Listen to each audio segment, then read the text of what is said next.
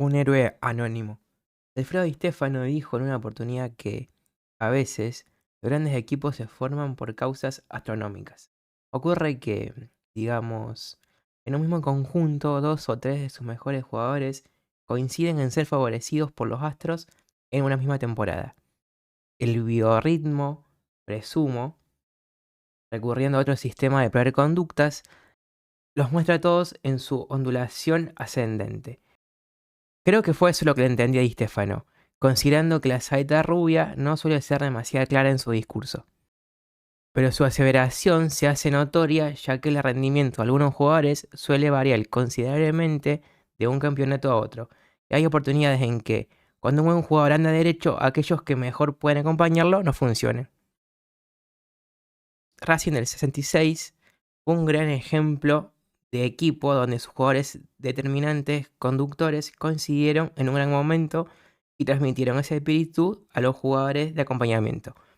Se trató de un plantel aluvional, donde se juntaron un poco causalmente, bajo la dirección táctica de Juan José Pizzuti, una serie de nombres que venían de otros equipos o de afuera, como Humberto Maschio, el Bocha, con algunos pibes que llegaron de abajo. Y se armó un equipazo, avalado por el gran nivel de sus mejores exponentes, como Cejas, Perfumo, Basili, Rulli, el mismo Maschio, y el contagio que generaron en los demás jugadores. Digamos, entre otros, el Panadero Díaz, Mori, Yaya Rodríguez, etc. Algunos de ellos, incluso, pongamos el caso de Martinoli, no podían clasificarse de figuras o de nombres desequilibrantes, lo que se pudo comprobar antes o después de su paso por la academia. Entre todos constituyeron, se me ocurre, un caso similar al que se diera con 12 de Patíbulo, aquella legendaria película norteamericana sobre el grupo comandado aliado que debe aventurarse en territorio enemigo, y que estaba integrado por una docena de destacados que ya no tenían nada que perder, pero abrigaban unas ansias locas de reivindicación. Los rostros patibularios de Cejas, el Panadero Díaz, Martín, la voz áspera de Basile y el Chango Cárdenas en el papel de mexicano heroico avalan mi comparación. Incluso contaban con el frío y despiadado profesional con cara de nene en la figura de Roberto Alfredo Perfumo. Lo primero que me viene a la memoria cuando evoco aquel Racing es la determinación casi suicida para ir al ataque, y la prepotencia, certeza y convicción con que buscaban el gol de cabeza en las jugadas con pelota detenida.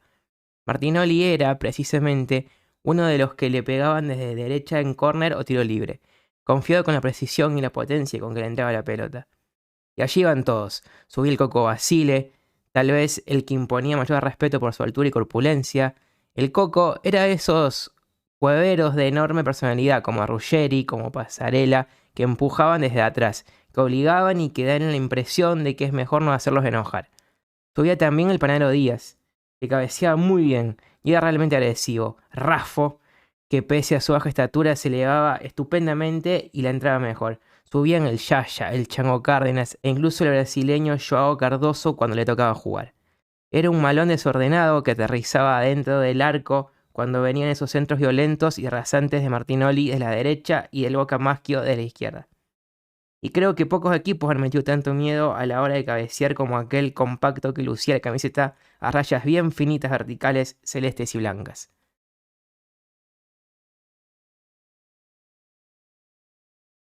En general, todo el equipo parecía estar diagramado para atacar, empezando por el Panadero Díaz, un marcador lateral izquierdo no demasiado eficiente a la hora de contener, pero que cuando pasaba el ataque lo hacía como el mejor de los wins, cruzando centros a rastrón frente a la boca del arco ayudado por su filosa zurda, su velocidad y su manejo. Martín, en el otro lado, era más conservador y en la mayoría de los casos se quedaba a hacerle compañía al abandonado Perfumo. Mori y Rulli constituían el elemento de trabajo a destajo, el esfuerzo, la marca y la recuperación, mientras el Bocha Maschio, que salía con el 11 en la espalda, volanteaba con el talento que ya traía el sudamericano del 57. Para mi gusto, el jugador más deslumbrante de aquel equipo era Perfumo. Sinceramente, mi gusto no es para nada exótico, pues Perfume es frecuentemente elegido por los especialistas cuando deben componer el seleccionado argentino de todos los tiempos, e incluso muchos lo ubican en el seleccionado mundial de todos los tiempos, de rostro angelical, físico espigado, no demasiado alto, muy chueco. Perfumo tenía una técnica y fundamentalmente una velocidad muy pocas veces vistas en un último hombre. Tal vez no cabeceaba demasiado bien, y por eso, cuando todo el equipo se iba alegre y masivamente a cabecear en el área contraria, el único que se quedaba abajo, épico y solitario, era él. Era también muy hábil con la pelota y le pegaba muy fuerte de derecha. Y cuando había que buscar un partido necesario o el empate, por ejemplo, era cuando se veía, tal vez, lo mejor de Perfumo.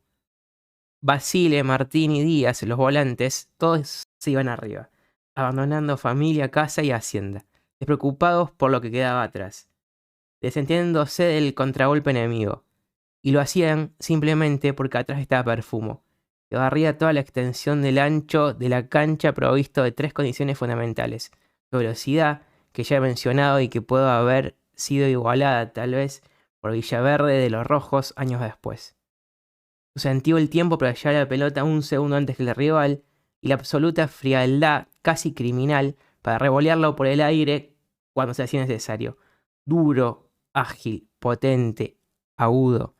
Perfumo era la versión sofisticaada de avanzado diseño de última generación de aquellos zagueros expeditivos, grandotes y pesados de algún tiempo. Creo que los grandes equipos se ven cuando tienen que ir a buscar la igualdad. Allí es cuando se ven los pingos, cuando debe aparecer la casta, cuando se está abajo del marcador, pasan los minutos y se viene la noche. Cuando aparece el miedo a la derrota y se imagina una semana amarga y conflictuada hasta el domingo próximo. Cuando hay que dejar de lado las preocupaciones de este que toma a aquel, de aquel que toma a este, del volante que baja con el volante de ellos y los marcadores que no arriesgan en el ataque. Cuando hay que salir a conseguir el empate, se acabó lo que se daba. Hay que tomar riesgos. Y es allí cuando los zagueros, especialmente, empiezan a notar que no están tan abrigados, que ya no están rodeados de compañeros que les permiten jugar en el corralito de 5x5. Que los delanteros rivales ya no sean desacomodados por la marca de los rivales. Es cuando el 2 debe salir a mitad de campo, a la inmensidad pampeana, a los territorios amplios, y aguantarse el delantero o los delanteros, que llega rápido como tiro, con pelota dominada, a enfrentarlo en el mano a mano. Y allí es cuando se aprecia la valía del defensor. Y allí era cuando se giganteaba un jugador como Perfumo, que no solo cortaba echando afuera, sino que quitaba y salía con la pelota, lujoso, para entregar y volver a la vigilia. Con los dientes apretados, tenso, vivo, atento, menos relajado quizás que José Ramos Delgado, el peruano Meléndez, la Chocha Cáceres de Central o Valentino de Argentinos Juniors, que lucían una elegancia casi displicente, pero quizás menos firmes. Recuerdo que en su escalada hacia la Copa Internacional, Racing debía jugar en el centenario contra Nacional de Montevideo. En los bolsos tricolores jugaban carmelitas descalzas tales como Manicera, Mujica, Ubiñas, Montero Castillo y un 9 brasilero, buen jugador, habilidoso, rápido y algo delicado, Celio. Antes de los 5 minutos, Perfumo le pegó una patada tan llena de tapones, rodillas, codos y colmillos que Celio se plegó sobre sí mismo, adoptó un aire mustio y reconcentrado y se manifestó ausente por el resto del encuentro. Creo, pese a todo, que la fama de aquel Racing histórico, la leyenda sobre aquel equipo que nos contagió a todos, se debe a un héroe anónimo, a un héroe civil, desconocido. Y es el cameraman que siguió la trayectoria de aquella pelota inconcebible del Chango Cárdenas, en el gol único y definitorio de la final contra el Celtic, otra vez en el Estadio Centenario. Porque aún hoy, con los adelantos técnicos, con la mayor experiencia que tienen los hombres de la televisión, en esos pelotazos largos y sorpresivos, que no provienen de tiros libres, sino de balones en juego, la cámara suele perder la trayectoria de la pelota, quedándose un instante de más con el jugador que patea. Cuando la cámara finalmente alcanza la pelota, en muchas ocasiones esta ya está en la red. El arquero se revuelca sobre el césped y la gente grita como loca. Pero aquel prócer televisivo que nos traía el partido hasta el televisor en la casa de Fernando, y que contaba con tan solo una cámara, tan única y vital como el gol definitorio, se prendió el vuelo interminable de esa pelota, desde la partida en el empeine zurdo del Chango, hasta el ángulo superior derecho de Fallon, sin perderla ni un instante. Nunca largó esa pelota, manteniéndola siempre en el centro del cuadro, como focaliza un cazador a su pato, hasta que la bola se metió allá arriba y nos hizo estallar a todos en el living de la casa de Fernando, conscientes de que estamos gritando un gol histórico. No hace mucho me preguntaron desde alguna revista qué había experimentado frente a la transmisión televisiva que registró el momento en que el hombre llegó a la luna. Comprendí que si bien la seguí con cierta curiosidad, no me había conmovido en gran forma. Admití que me había impactado más, que me había conmocionado más el anuncio radial del asesinato de John F. Kennedy, por ejemplo. Pero me olvidé en el momento de contestar, imbuido tal vez por el extraño sentido de trascendencia del gol de Cárdenas. Con ese dramático blanco y negro, con la novedad de ser la primera vez que un equipo argentino llegaba a una final de esa naturaleza, con la enorme pero enorme cantidad de gente que estaba en la cancha, pero no las tribunas, que estaban repletas, sino los costados del campo de juego, sin que uno supiera muy bien qué hacían, y que entraron corriendo, saltando y alzándose con los jugadores, dejando como poseídos de la misma forma en que festejé yo.